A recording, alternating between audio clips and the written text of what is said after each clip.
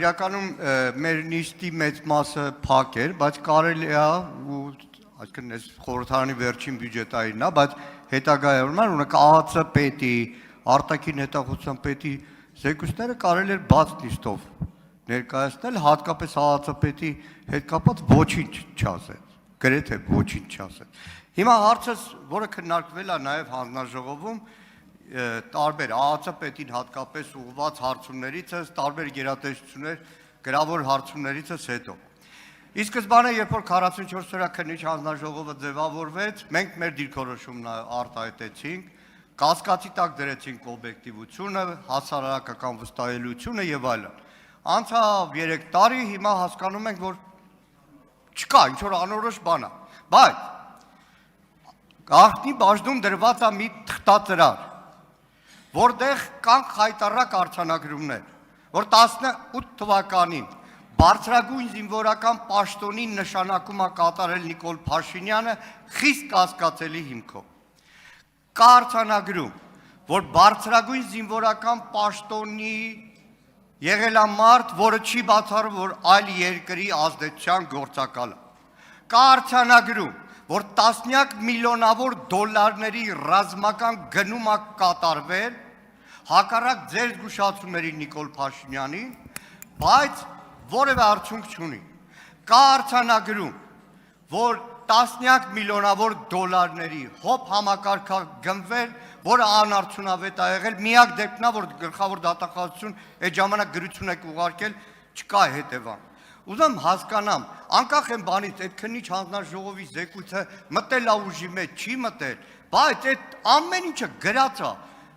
ու դրած է ազգային ժողովում, լուծումը որն է, իրավապահները ոնց կարան այդ ուղղությամբ աշխատել։ Պարոն Մանուկյան, լուծումների մասին գոնե ես եւ դուք ունեցել ենք զրույցներ։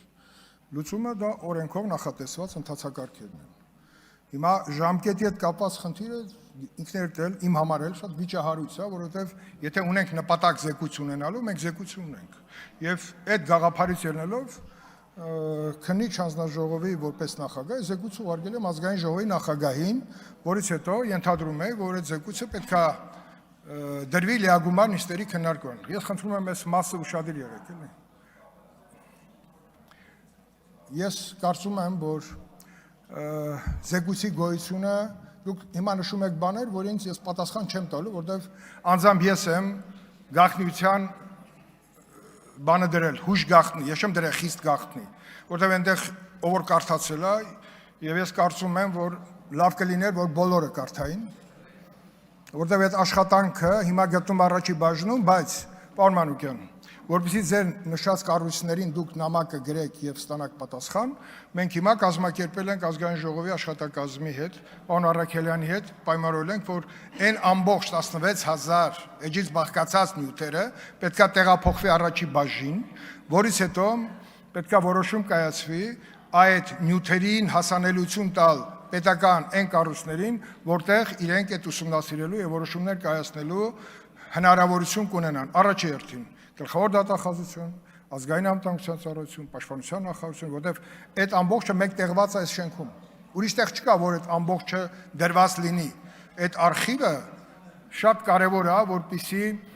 հետևանքները իմ եզրակացությունը, որը ներառված է անձամբ իմ զեկույցի վերջին մասում 45 կետից բաղկացած,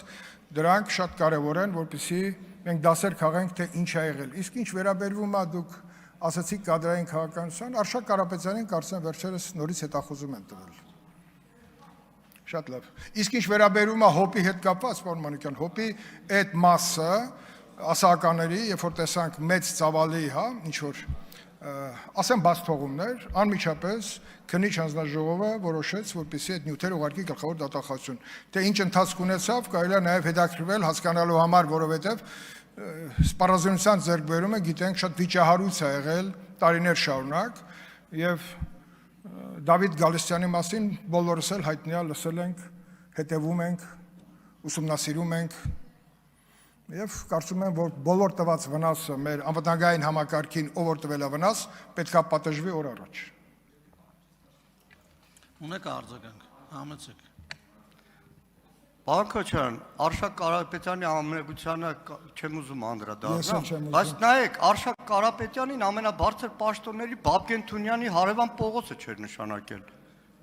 Բաբկեն Թունյանի կողքին էր նշանակել։ Այսինքն հիմա այն ինչում որ մեղադրում են Արշակ Կարապետյանին, դրանից հետո Արշակ Կարապետյանին նշանակել են ավելի բարձր պաշտպանության նախարարի պաշտոնի։ Հիմա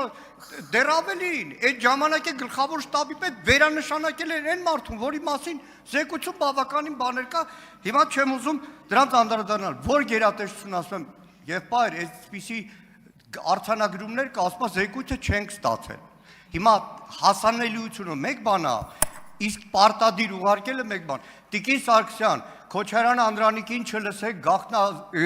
գաղտնալսումների հարցով եւ առողջ մրցակցության մեջ խնդրում եմ ԱԾ-ի հետ չմտնեք։ ԱԾ-ի գաղտնալսումները այսենց հայ ժողովրդին արդեն կերակրել են։ Հերիքա։